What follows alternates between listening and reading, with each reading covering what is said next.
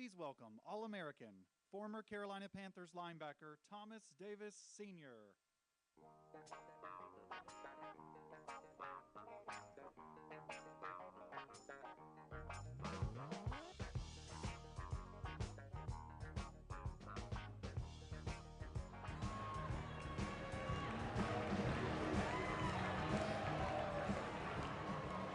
How y'all doing?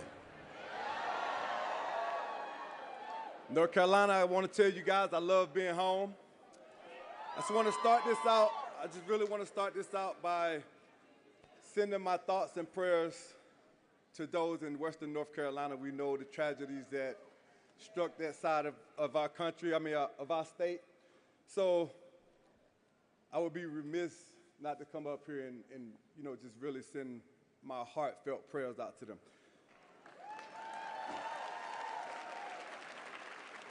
For those of you that don't know, my name is Thomas Davis Sr. I played 14 years right here for the Carolina Panthers.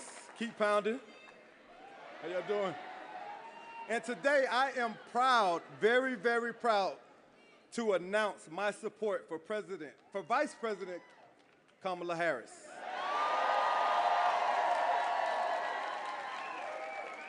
She's always been fearless.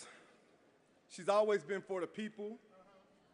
She was raised in a middle-class family by a single mother.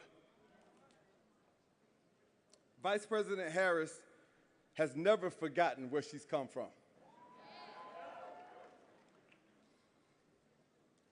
That's why she's fighting for every opportunity for our economy right here in North Carolina.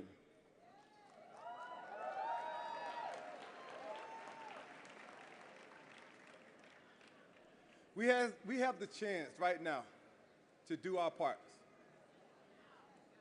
We have a chance to make sure that we solidify this thing.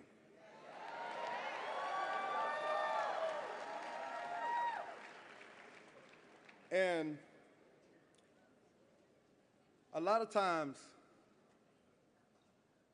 you have an opportunity to stand before a crowd. And for me, they gave me some notes. That ain't me. That ain't what I do. I can stand up here and I can read these notes, or I can speak to you guys from my heart. And my heart is right here in North Carolina. I was born and raised in Georgia, but I have been a part of this community, and this community has embraced me. And I want to say to you guys, it's important for us to exercise our right to vote. We have seen 4 years of what Donald Trump is capable of. And excuse my French, we don't want to see that shit no more.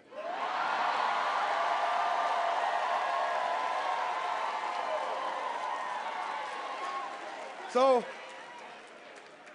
how do we get that done? How do we make sure that we don't take any steps back?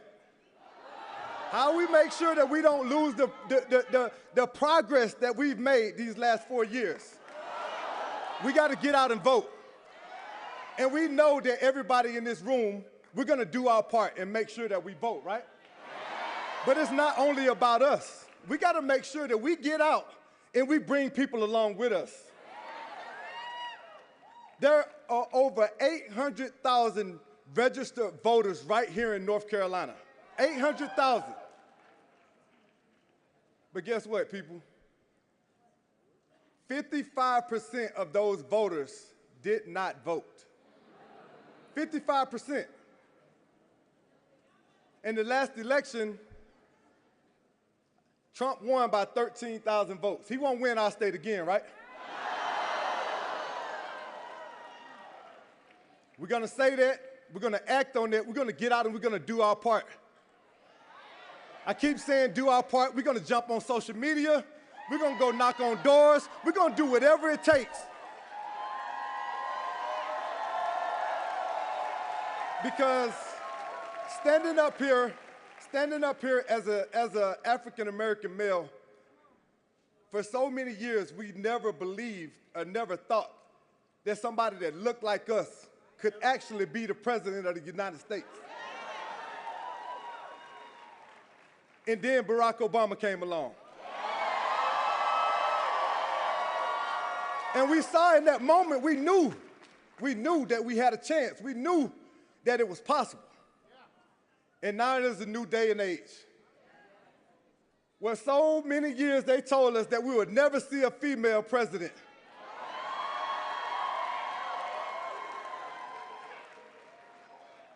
And now we have Ms. Kamala Harris coming along to make sure that my daughters and your daughters and all of our kids that come behind us, they can have faith, they can believe, they can understand and know that it is possible.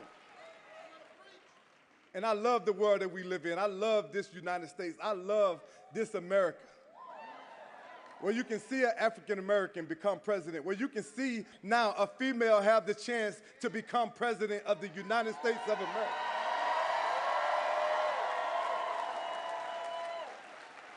But like I said, North Carolina, it doesn't happen by chance.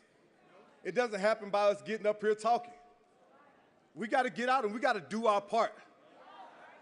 I cannot impress upon you enough how important it is to make sure that we get out and we vote and we bring people along with us. Not just your neighbors, not just your family members. It really pains me.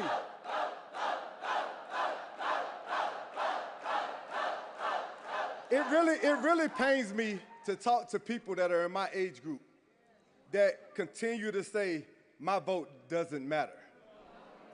It pains me to hear them talk about how much of a difference it's not going to make for them to get out and exercise their right. But then all they want to do is stand up and complain. You want to complain about what's not happening. You want to complain about what hasn't been done. But those are those same people that not showing up at the ballot.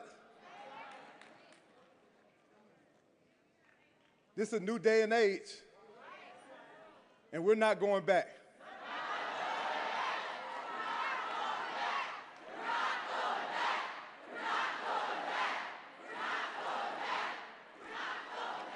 North Carolina, I have enjoyed my time. I know that my state is going to stand up big. I know that we're going to make a difference in this election. I know that we're going to turn out big time in these polls. But without further ado,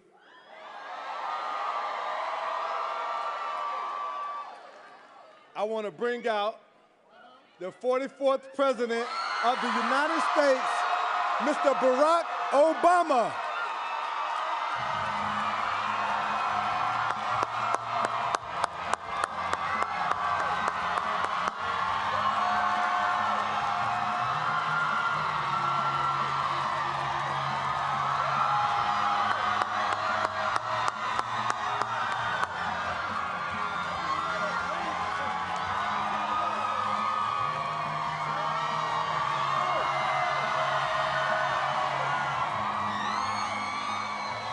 Hello, Charlotte. Oh. Hey. Yes, sir. It's good to be back. Good to be back in North Carolina. It is good to be back. It is good to be back in Charlotte. Give Thomas Davis a big round of applause. I'm thinking we need to run him for something. There he is. I mean, he sounded, I was getting fired up backstage. I like that. It is so good to see all of you. I love me some North Carolina. I do. And I would just come to visit and just see some friends and have some barbecue, which I did have before I came out. But that is not the reason I'm here. It is not all fun and games. I am here for a very important reason, and that is to ask you to vote. For your next governor, Josh Stein. And for the next President of the United States of America, Kamala Harris.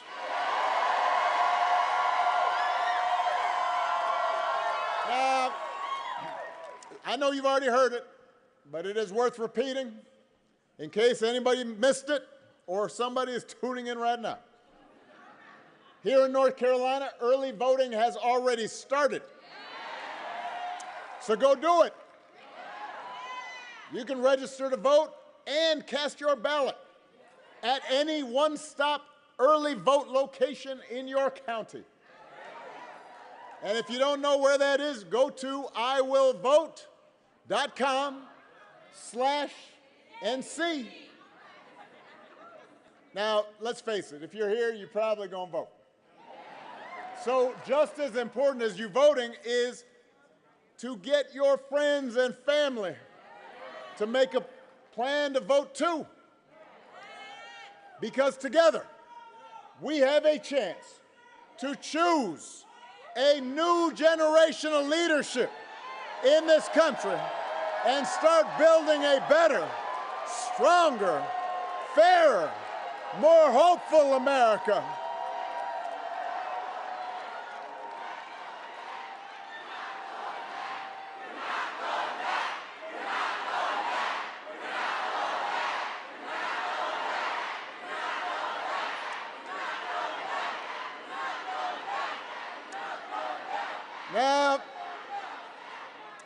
Now, listen, young man, there's no reason to holler. We know that this election is going to be tight because there are lots of Americans that are still struggling. And as a country, we've been through a lot over these last few years. We've been through a historic pandemic that wreaked havoc on communities and businesses. And there were disruptions from that pandemic that caused, oh, hold on a second. There's something going on here. Hold on. Let's everybody just settle down. You know, on my way here, I was just talking about how wonderful and polite everybody in North Carolina was. I was. I love you back. But just want to make sure everything's settled down. All right. We got everything settled back there? So where was I? We went through a historic pandemic. And then disruptions from the pandemic caused price hikes that put a strain on family budgets. And people started feeling like no matter how hard they worked, they were just treading water. So I get why folks are looking to shake things up. I understand that. What I cannot understand for the life of me is why anybody would think that Donald Trump would shake things up in a way that is good for you. There is absolutely no evidence that this man thinks about anybody but himself. I have said it before.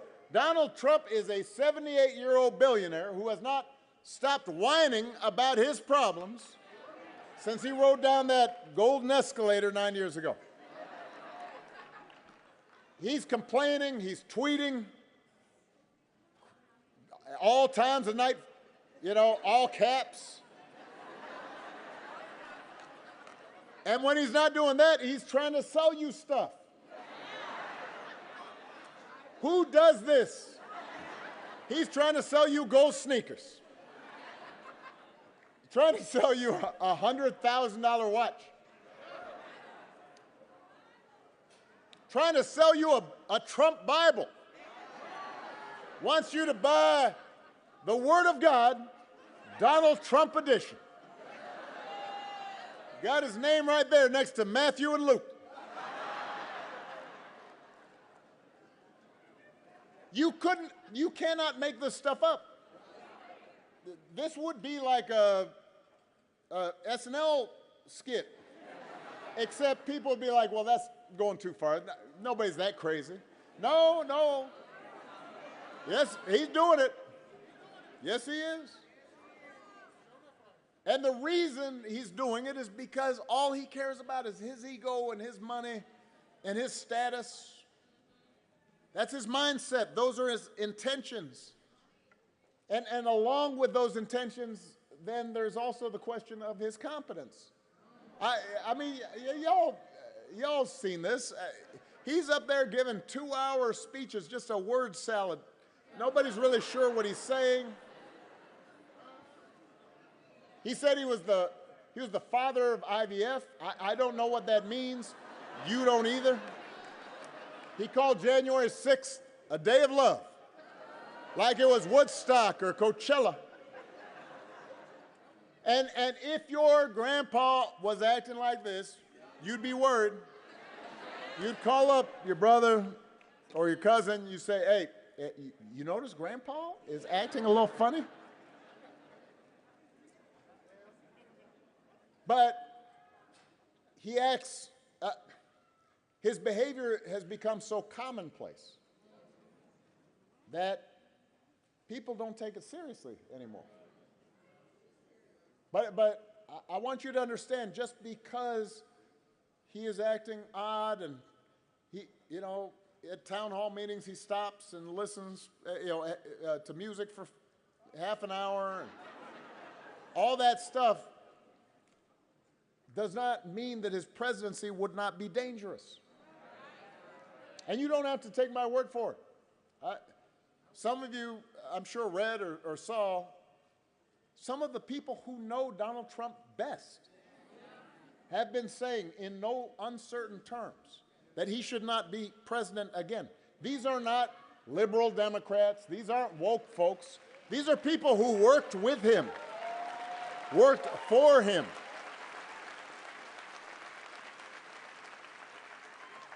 The other day, General John Kelly,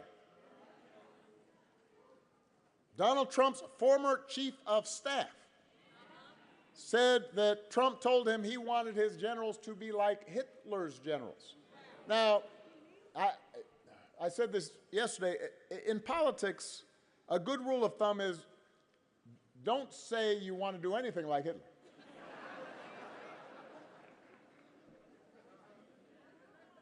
But it gives you a window into how Donald Trump thinks. And John Kelly's not the only one saying this.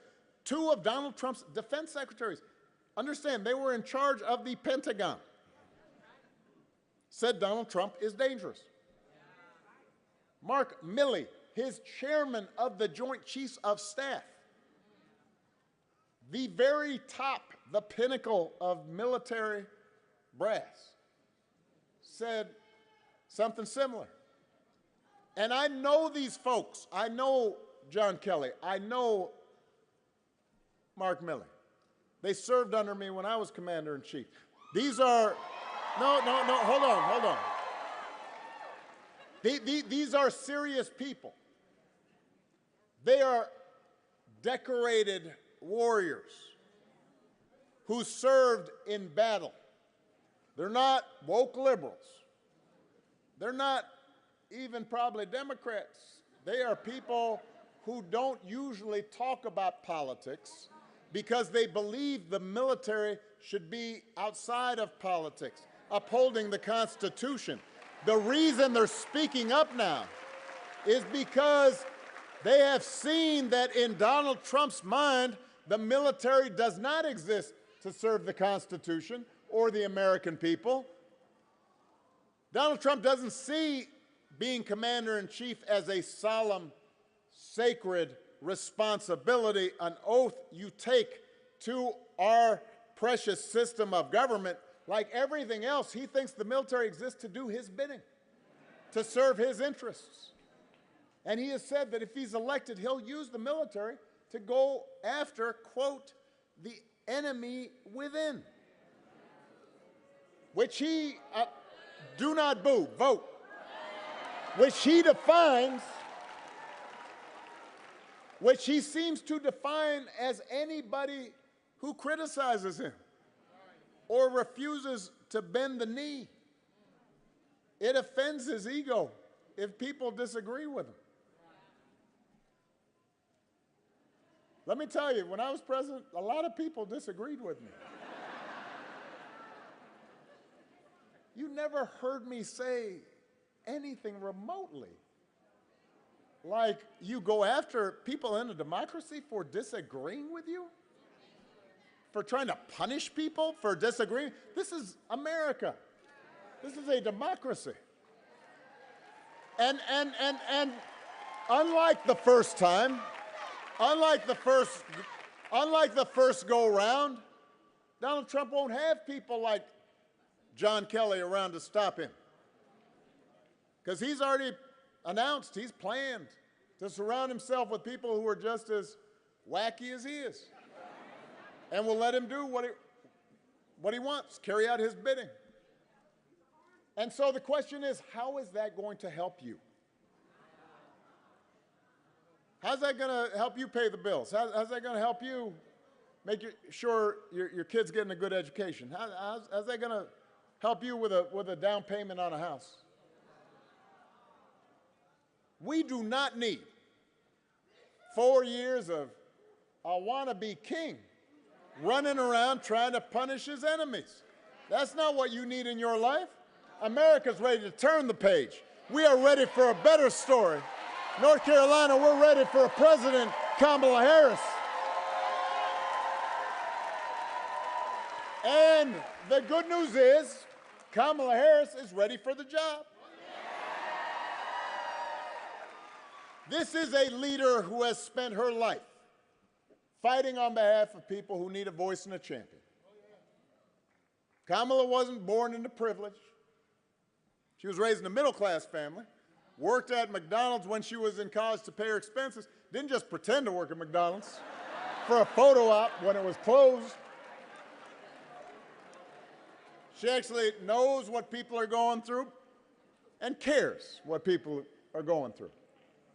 As a prosecutor, Kamala stood up for children who'd been victims of sexual abuse. As Attorney General of California, she fought big banks and for-profit colleges and secured billions of dollars for people that they had scammed.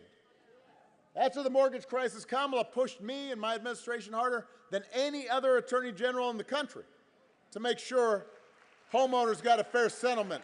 And she didn't care that I was a Democrat, that she had knocked on doors for me in Iowa. She was not going to let anything stop her from winning as much relief as possible for families in California who deserved it. That's who she is. And the good news is, in the White House, she'll have an outstanding partner in Governor Tim Walz. I was just with Tim. In Madison, Wisconsin. I love that dude. He's a veteran, he's a teacher, he's a coach. He's an outstanding marksman, been a great governor. Apparently, he can even take a vintage truck apart and put it back together again. You think Donald Trump can do that? Do you think Donald Trump's ever changed a tire in his life?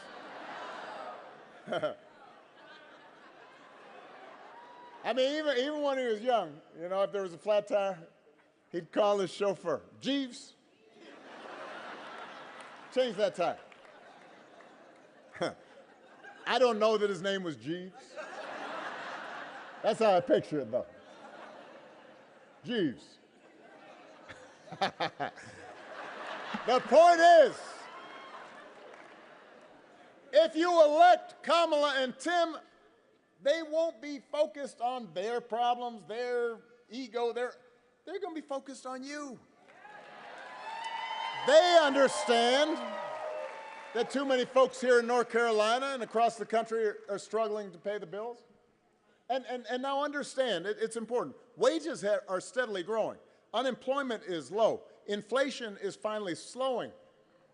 But the price of everything from healthcare to housing to groceries, it's still too high. And that hurts. And they understand that. The question is, who's actually going to do something about it?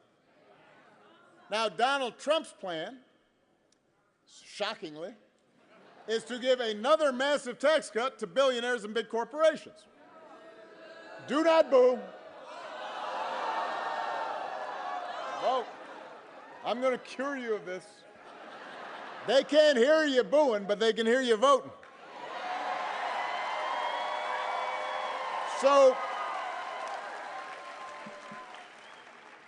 now I've been traveling around the country. I talked to some people. Some people say, well, you know what? I remember the economy being pretty good when Donald Trump first came into office. Yes, it was pretty good because it was my economy. Because I had spent the previous 8 years cleaning up the mess that the Republicans had left. And we had had 75 straight months of job growth, and I handed it over to Donald Trump. And all he did was give a tax cut to folks who didn't need it and drive up the deficit in the process. So do not give him credit for that. That's not what makes an economy strong. The other thing I hear folks say is, well, Donald Trump sent me a check during the pandemic. Hold on. I want to make sure you understand this. First of all, Democrats and Republicans in Congress sent you a check. But also understand, Joe Biden sent you a check during the pandemic. Just like I gave relief to the American people with the help of Congress during the Great Recession. The difference is we didn't put our name on the check. Because it wasn't about feeding our egos or advancing our politics. It was about helping people get by during a tough time. That's the difference.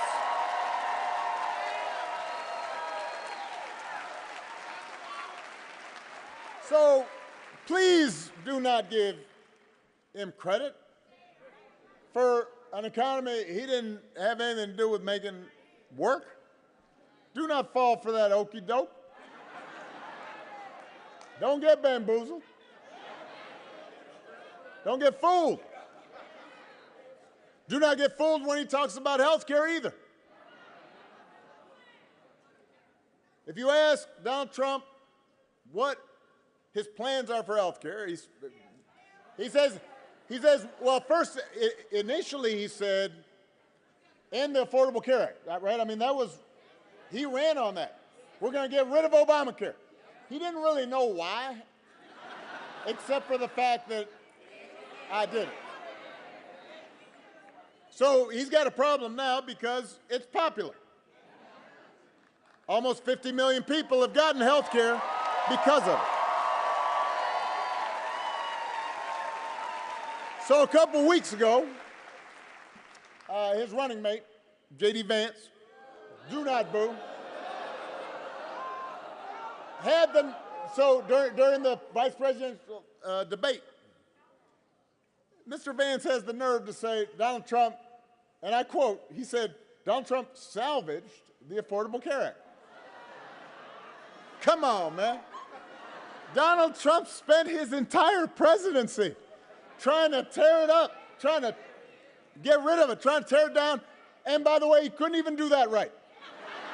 And now, 8 years later, he was asked during the debate with Kamala, if you want to call it that, because that was like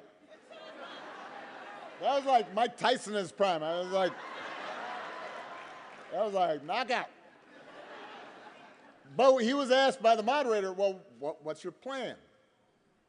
He said, well, I've got concepts of a plan for how he'd replace the Affordable Care Act. And I thought about that, and I want you to think about this. Let's say your boss gives you an assignment, says, I need it by Friday. And then Friday rolls around, and your boss says, did you finish that project I asked for? And you say, I haven't started, but I have a concept of a plan.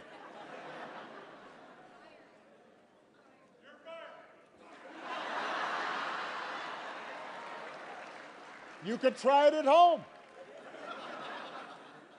Honey, did you do the dishes? I have a concept of a plan to do the dishes. How's that going over? If it would not work for you, why should it work for the President of the United States? The good news is, Kamala Harris does not have concepts of a plan. She has actual plans to make your life better. She's going to go after corporations that unfairly jack up prices. She's going to make it easier to build and buy a home. She's going to limit out-of-pocket health care costs. She's going to give a tax cut to 100 million middle-class and working Americans. It's on her website. It's laid out in detail. There's an actual plan there. And if Congress passes a bill to restore the reproductive freedom that women had for nearly 50 years, the freedom that Donald Trump bragged about taking away, Kamala will sign it into law.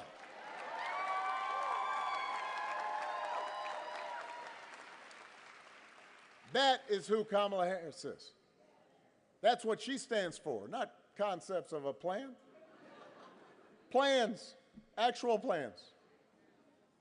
Now, if you challenge Trump on his concepts, he will fall back on one answer. This is blanket answer for everything. Blame immigrants. He wants you to believe that if you let him round up whoever he wants, ship them all out, put together these big detention camps, your problems will be solved. I want to talk about this just for a second because we have real issues at the border. We are a nation of immigrants. Unless you're a Native American, somebody in your family came from somewhere else. We are also a nation of laws. We are also a nation of laws. We have to make sure the system works the way it's supposed to, that it's orderly, that it's safe, that it's fair. What I don't understand is this. Donald Trump, J.D. Vance, they're quick to say anything right now that's not working. Well, Kamala's, you've been vice president for 4 years. Wasn't Donald Trump president for 4 years? I know some of you may have blocked it out, but it's true. He was the 45th president. So if rounding up and deporting millions of desperate people, many of them women and children, is the answer to everything, the answer to all of America's problems, why is it that the number of undocumented immigrants was basically the same when he left office as when he took office? He was president for 4 years. I'll tell you why. Because he doesn't have a real plan. He has a concept of a plan, and it's a mean and ugly plan. You know what would actually help bring order to the border and fix our immigration system?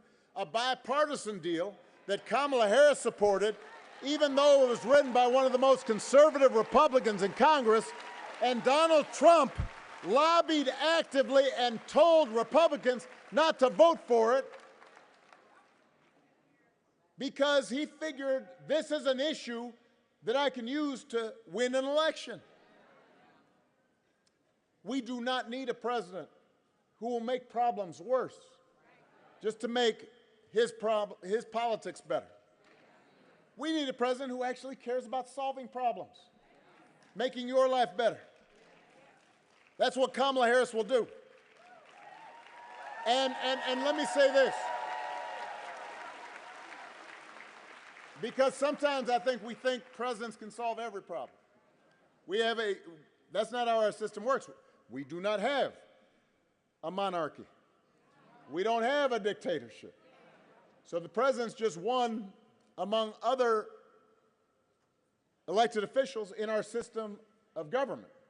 So in order for Kamala to get all the things done that need to get done, she's also going to need strong leaders in state houses across the country. Now here in North Carolina, you've been lucky because you've got an outstanding governor in Roy Cooper.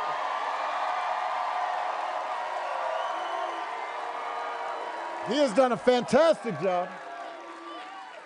He is a good man. He is a sensible man. He's a hard-working man. He has done an outstanding job leading this state. So now, to continue progress, you need to elect Josh Stein and keep North Carolina moving forward.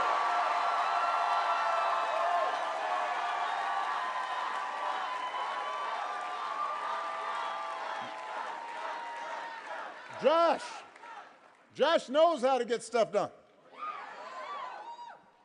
As your Attorney General, he's fought for survivors of sexual assault, stood with families that were devastated by the fentanyl crisis, defended your right to vote.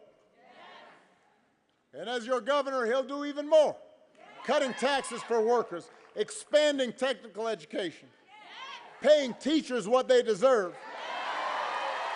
Because Josh Stein believes that if you work hard and take responsibility, you should be able to get ahead. Now, Josh's opponent believes other things. I do not know where to start with this man.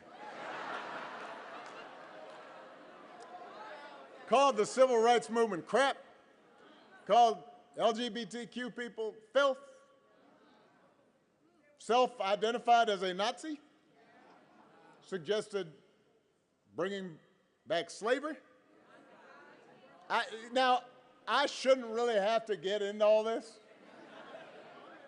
I think it's fair to say you do not need a governor who makes Donald Trump look almost normal.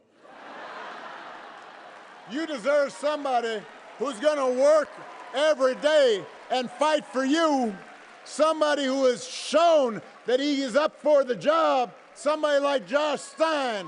He's been doing it his entire career.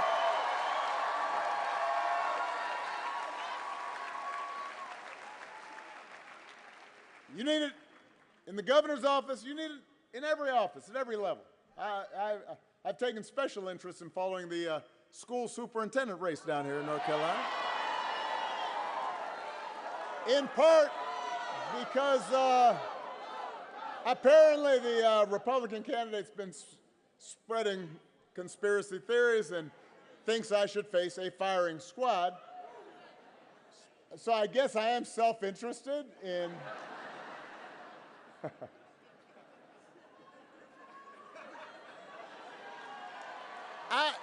you do not want, look, I mean, I'm serious here, people.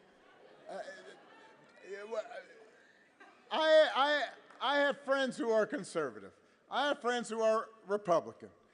We can have differences on issues. But we can't have somebody saying just crazy stuff running your school system, purchasing textbooks, allocating resources for our kids. You need somebody like Mo Green, who's actually run one of the largest school systems in the state and will make sure your kids get the education they deserve. Mo, Josh, those are the kinds of people we need in elected office. And not just because they've got smart policies, not just because they've got an extraordinary track record of accomplishment, but also because they share just some basic core American values that we seem to be forgetting. I mean, it's an example of how frustrating politics can be sometimes, that there's so much crazy just swirling, especially on social media. And so I understand why sometimes people just want to ignore politics. They just want to step away from it. We all know folks like that. Good people, but they go, God, it just seems so nasty. I just don't want to be involved. It doesn't matter. And so complacency is also our opponent here. And whenever I talk to folks who feel just frustrated or disgusted with politics, I don't try to sell them the moon. I'm honest with them. Politics is not going to solve all your problems. Politics will not solve, will not eliminate all poverty. You elect a president, no matter how well-meaning, they're not going to eliminate racism. You know, you may still be frustrated with your boss. You know, your kid may still act up and do knucklehead things. People you love may still get sick. Politics is not a cure-all. But your vote matters because what politics, what government can do is make your life a little bit better or a little bit worse.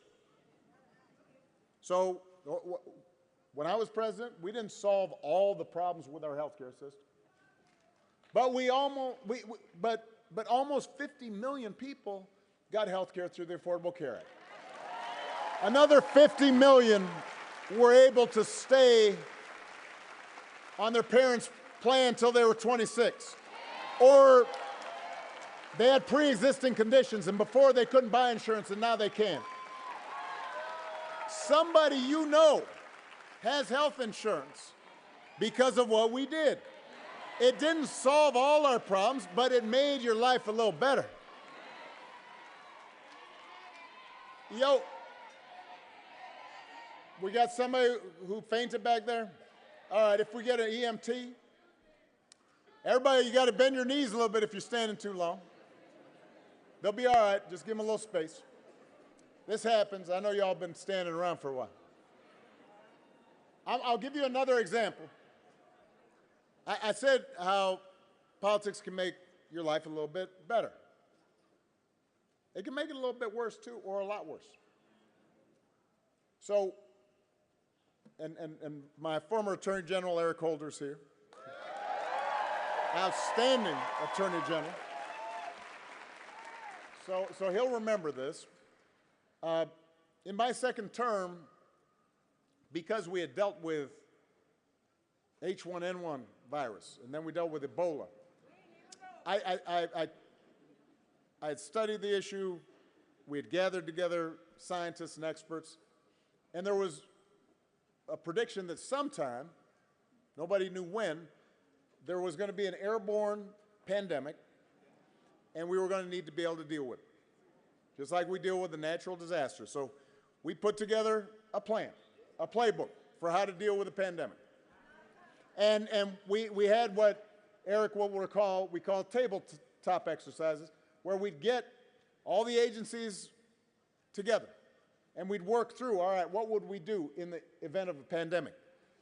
You know, how are we going to deal with the schools? How are we going to deal with public health officials at the state level? How do we provide information? How do we accelerate the production of viruses? Had a whole playbook, big playbook. Handed it off, just like I handed off that good economy to Donald Trump.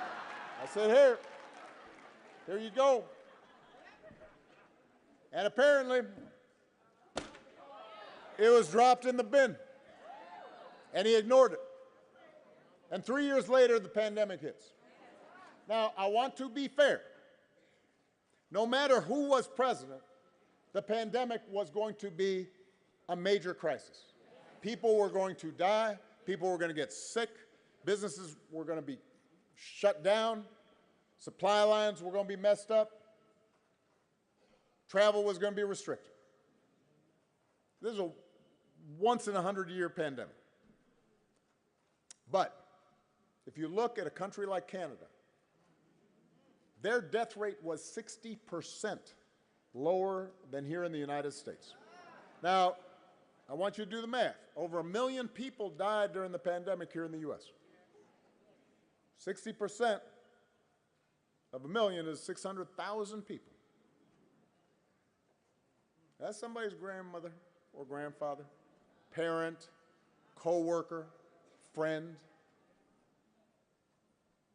Some of those folks might be alive if we had a competent, caring president who was actually trying to make things better, who was not advising people to inject bleach as a cure. So if somebody tells you this election doesn't matter, explain, no, it does matter. It makes a difference when you have a leader who sees you and cares about you and thinks about you. They don't need to be perfect, but they need to try. They need to care. And remind them that elections are more than just policy. They're also about values, and they are about character. Some of you know, I didn't have a father in the house when I was growing up. My parents divorced when I was 2. I knew my father for 1 month. But you know, I did have a lot of people around me. Stepfather, grandparents, teachers, coaches, and most of all, my mother, who taught me the difference between right and wrong, showed me what it meant to be honest and be responsible and to work hard, to treat others the way I wanted to be treated. And I did not, growing up, always live up to those values. I was a knucklehead like most teenagers. But as I became a young adult, I tried to internalize them. I tried to live up to those values. I suspect most of you grew up the same way. And one of the most disturbing things about this election, about Trump's rise in politics, is how we seem to have set aside values, basic values, not democratic values or just basic values that we were taught. I mean, we've got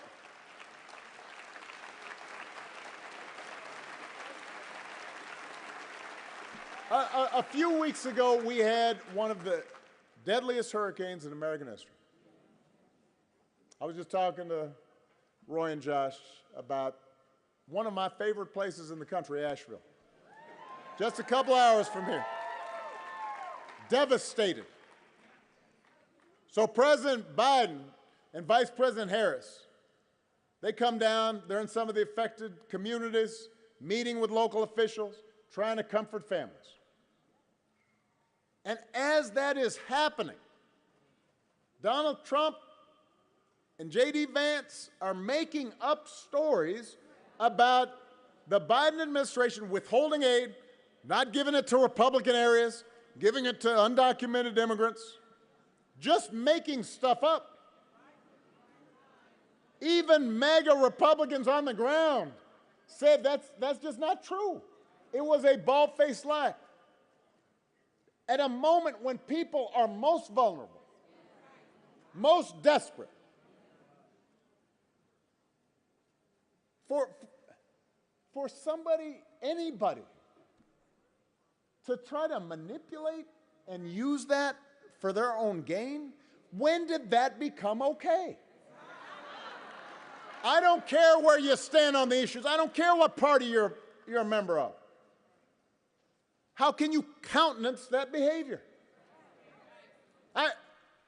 If your coworkers acted like that, they wouldn't be your coworkers for very long. If a family member acted like that, you might still love them, but you wouldn't put them in charge of anything. You wouldn't trust them. And yet, when Donald Trump lies or cheats or shows utter disregard for our Constitution, when he calls our service members who died in battle losers, when he calls our fellow citizens vermin, people make excuses for it, act like it's okay. As long as our side wins, it's all right. And I've noticed this especially with some men who seem to think Trump's behavior, you know, the phony macho tough guy act, that somehow that's a sign of strength. I'm here to tell you, North Carolina, that's not what real strength is. Never has been. I don't care whether you're a Republican or a Democrat or an independent. I don't care if you're black or white or Hispanic or Asian or straight or gay. We know better than that. We know that real strength's about working hard. and taking responsibility and telling the truth even when it's inconvenient. And that real strength's about helping people who need it and looking out for your neighbors and standing up for those who can't always stand up for themselves. That's what we should want in our daughters and our sons. And that's what I want to see in a president of the United States. And the good news, North Carolina, is that you have candidates to vote for in this election who demonstrate that kind of character, who know what real strength looks like, who will set a good example and do the right thing and leave this country better for it. That's the choice in this election. It's not just policies on the ballot. It's who we are, what we stand for. So whether this election is making you feel excited or scared or hopeful or frustrated or anything in between, do not sit back and hope for the best. Get off your couch and vote. Put down your phone and vote. Vote for Kamala Harris as the next president of the United States and Tim Walz as the next vice president. Vote for Josh Stein and this whole incredible North Carolina Democratic ticket. Help your friends and family members and neighbors and co-workers do the same. Because if enough of us make our voices heard, we will leave no doubt about the outcome of this election. We will leave no doubt about who we are and what America stands for. And together we will keep building a country that's more fair and more just and more equal and more free. That is our job. That is our responsibility. North Carolina, Charlotte, let's go do it. I love you. God bless you.